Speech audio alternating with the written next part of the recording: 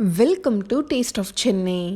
நம்ம சேனலில் ஒரு நாளும் ரொம்ப ஸ்பெஷலான ரெசிபிஸ் தான் பார்த்துட்டு வரோம். அதே மாதிரி இன்றைக்கும் ரொம்ப ஸ்பெஷலான ரெசிபி தான் ரொம்ப டேஸ்டியான ப்ரான்ஸ் மக்ரோனி. இது நீங்கள் பிரேக்ஃபாஸ்ட் அப்புறம் ஈவினிங் ஸ்நாக்காக கூட சாப்பிட்லாம், இல்லைனா நம்ம டின்னர் கூட சாப்பிட்லாம். நான் இன்றைக்கி செய்கிற குவான்டிட்டி 5 பேர் வரைக்கும் சாப்பிட்லாம். அதனால் மக்ரோனி ஒரு 400 கிராம்ஸ் அளவுக்கு எடுத்திருக்கேன். உங்களுக்கு பிடிச்ச ஷேப் எது வேணாலும் எடுத்துக்கலாம்.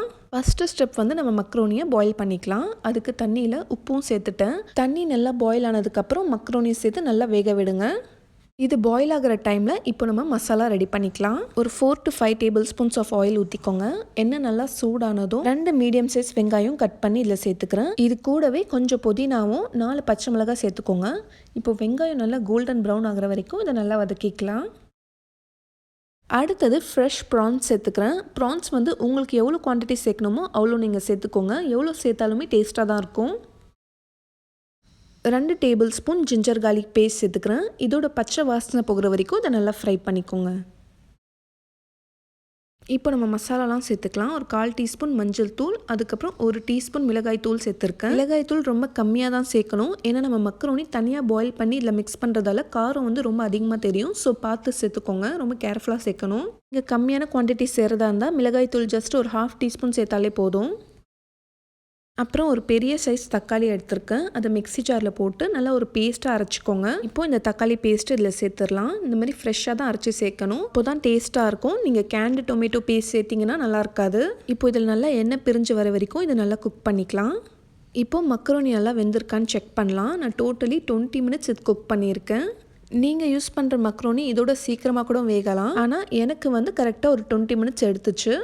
இந்த அளவுக்கு நல்லா சாஃப்டாக வெந்திருக்கணும். இப்போது இதை தண்ணி இல்லாமல் நல்லா வடிச்சிக்கலாம். இப்போது மசாலாவில் நல்லா எண்ணெய் பிரிஞ்சு வந்துருச்சு. இப்போ நம்ம தேவையான அளவு உப்பு சேர்த்துக்கலாம். ஏற்கனவே மக்ரோனியில் உப்பு சேர்த்துருக்கோம், ஸோ இதில் பார்த்து சேர்த்துக்கோங்க. அதுக்கப்புறம் ஒரு 1/4 டீஸ்பூன் அளவுக்கு கரம் மசாலா. இப்போ இதை நல்லா மிக்ஸ் பண்ணி விட்டுட்டு இப்போ நம்ம பாயில் பண்ணி வச்சுருக்கிற மக்ரோனியை இதில் சேர்த்துக்கலாம். இந்த மசாலாலாம் நல்லா இதில் கோட் ஆகிற மாதிரி நல்லா மிக்ஸ் பண்ணி விடுங்க. மசாலா இதோட நல்லா மிக்ஸ் ஆனதுக்கப்புறம் இப்போ இதை க்ளோஸ் பண்ணிடுங்க. ஒரு 10 மினிட்ஸ்க்கு அப்படி லோ ஃப்ளேமில் வச்சு தம்மில் இருக்கட்டும். உங்களுக்கு இது அடி பிடிக்குமான்னு டவுட்டாக இருந்துச்சுன்னா கீழே பழைய ஏதாவது தோசைக்கல்லை வச்சு தம் போடலாம். நான்ஸ்டிக்கில் செய்கிறதா இருந்தால் அடி பிடிக்காது. இப்போது 10 மினிட்ஸ்க்கு அப்புறம் ஓப்பன் பண்ணி பார்க்கலாம். நல்லா அந்த மசாலாலாம் மக்ரோனியில் கோட்டாகி நல்லா ட்ரை ஆகி நல்லா தம் ஆகிருக்கு. இப்போ கொஞ்சமாக கொத்தமல்லி தழை போட்டு நல்லா மிக்ஸ் பண்ணி விட்டுருங்க. திரும்ப ஒரு 5 மினிட்ஸ்க்கு மூடி வச்சுருங்க. அதுக்கப்புறம் சர்வ் பண்ண வேண்டியது தான். இப்போ நம்ம சுட சுவையான ப்ரான்ஸ் மக்ரோனி ரெடி ஆகிடுச்சு. இதில் ப்ரான்ஸ் போட்டதால் நல்ல மணமாகவும் நல்ல டேஸ்டியாகவும் இருக்குது. நீங்கள் ப்ரான்ஸ் லவராக இருந்தீங்கன்னா கண்டிப்பாக இந்த டிஷ்ஷை ட்ரை பண்ணுங்கள். உங்கள் எல்லாருக்குமே ரொம்ப பிடிக்கும். வீக்கெண்ட்ஸில் மார்னிங்கே இந்த மாதிரி பிரேக்ஃபாஸ்ட்டுக்கு செஞ்சு எல்லாரையும் அசத்துங்க. நம்ம சேனலில் ஏற்கனவே மட்டன் மக்ரோனி, எக் மக்ரோனி அந்த மாதிரி நிறைய வெரைட்டிஸ் பார்த்துருக்கோம். அதோட லிங்க்கும் நான் டிஸ்கிரிப்ஷன் பாக்ஸில் கொடுக்குறேன், நீங்கள் செக் பண்ணி பார்த்துக்கோங்க. இந்த வீடியோ எல்லாருக்கும் ரொம்ப பிடிச்சிருக்கும்னு நம்புகிறேன். ஸோ லைக் பண்ணி ஷேர் பண்ணுங்கள். இந்த மாதிரி நல்ல வீடியோஸ் நீங்கள் பார்த்துட்டே இருக்கணும்னா நம்ம சேனல் டேஸ்ட் ஆஃப் சென்னையை மறக்காமல் சப்ஸ்கிரைப் பண்ணுங்கள்.